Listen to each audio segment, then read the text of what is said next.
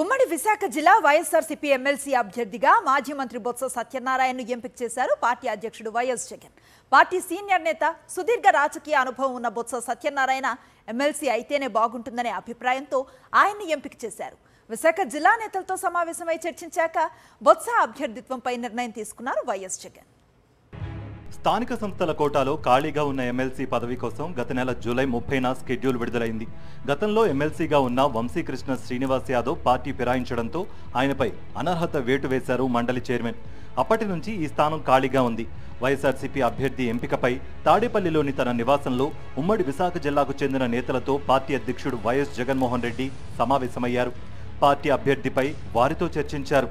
అనంతరం మాజీ మంత్రి బొత్స సత్యనారాయణను అభ్యర్థిగా నాయకుల సమక్షంలో ప్రకటించారు. బొత్స సత్యనారాయణ గతంలో 2 సార్లు ఎంపీగా, 3 సార్లు ఎమ్మెల్యేగా గెలుపొందారు. అనేక మంత్రి పదవులు నిర్వహించారు కూడా. ఉత్తరాంధ్రలో బలమైన సామాజిక వర్గానికి చెందిన నాయకుడు కావడంతో పాటు రాష్ట్ర వ్యాప్తంగా ఉన్న నాయకులు అందరితోనూ వ్యక్తిగతంగా పరిచయాలున్నాయి. దీన్ని దృష్టిలో పెట్టుకుని బొత్స సత్యనారాయణ ఎమ్మెల్సీ అభ్యర్థిగా అయితే బాగుంటుందనే అభిప్రాయం సమావేశంలో వ్యక్తమైంది. 3 ఏళ్ల క్రితం జరిగిన స్థానిక సంస్థల ఎన్నికల్లో వైఎస్ఆర్సీపీ ఏకపక్షంగా విజయం సాధించింది. జడ్పీ, మేయర్, చైర్మన్ పదవులతో పాటు అనకాపల్లి, నర్సీపట్నం మున్సిపాలిటీలను కైవసం చేసుకుంది. 90% పైగా ఎంపీపీ పదవులను దక్కించుకుంది.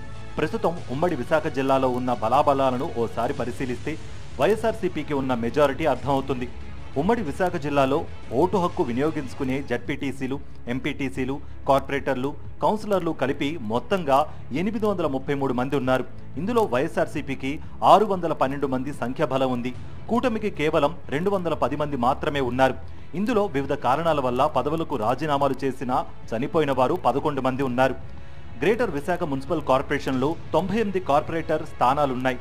వాటిలో ఒక స్థానం ఖాళీగా ఉండడంతో 97 మంది ఓటింగ్లో పాల్గొననున్నారు. అలాగే యలమంచలి, నర్సీపట్నం 2 మున్సిపాలిటీల్లోనూ 53 మంది కౌన్సిలర్లు ఓటు హక్కు వినియోగించుకోనున్నారు.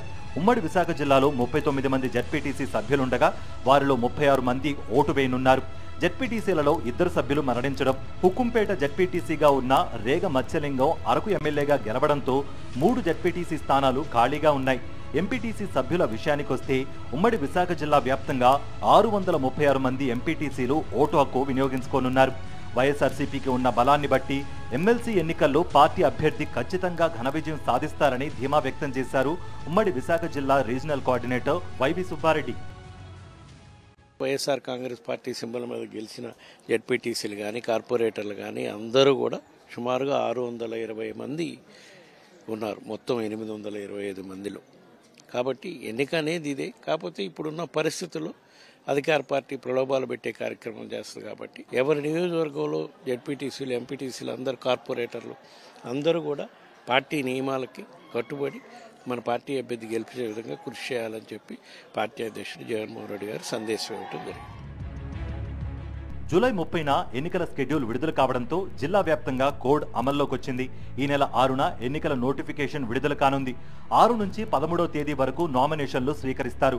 14న నామినేషన్లు పరిశీలిస్తారు. 16వ తేదీ వరకు నామినేషన్ల విత్డ్రాల్కు సమయం ఇచ్చారు. ఈ నెల 30న ఉదయం 8 గంటల నుంచి సాయంత్రం 4 గంటల వరకు పోలింగ్ జరగనుంది. సెప్టెంబర్ 3వ తేదీన ఎన్నికల ఫలితం వెలువడనుంది. వచ్చే నెల 6వ తేదీతో ఈ ఎమ్మెల్సీ ఎన్నికల ప్రక్రియ మొత్తం ముగియనుంది. ఎమ్మెల్సీ ఎన్నికకు స్కెడ్యూల్ విడుదల కావడంతో అధికార బలంతో అడ్డదారిలో గెలిచేందుకు కూటమి ప్రభుత్వం అన్ని ప్రయత్నాలు చేస్తోంది. వైఎస్ఆర్సీపీ సభ్యులను తమ వైపు తిప్పుకునేందుకు పావులు కదుపుతోంది.